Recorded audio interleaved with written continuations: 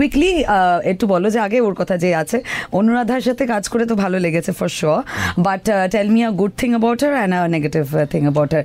হ্যাঁ মানে একদম আমরা একেবারে ফেস টু ফেস আর কি ওর ব্যাপারেই গসিপ করবো।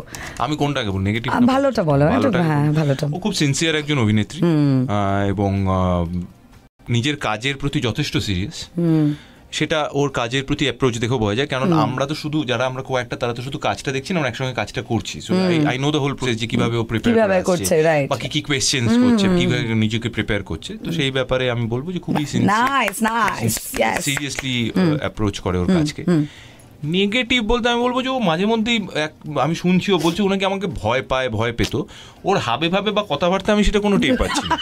হ্যাঁ সেটা কি বলছে, সেটা কি তোর ভালো লাগছে না ব্যাপারটা যে আরে বলছে ভয় পায়, একটু ভয় পাচ্ছে না কেন?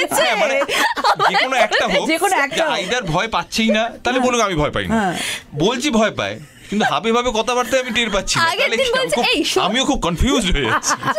তুই বলছিস যে ভয় পাস কোথায় রে? তুই কি চাস যে একটু ভয় পা? আমি চাই না, কিন্তু তাহলে বলছি কেন সেটা আমি জানতে চাই। হিরোইনরা আবিরকে ভয় পায় না? আরো দু একজন বলেছে, আমারও মনে পড়ছে। আবির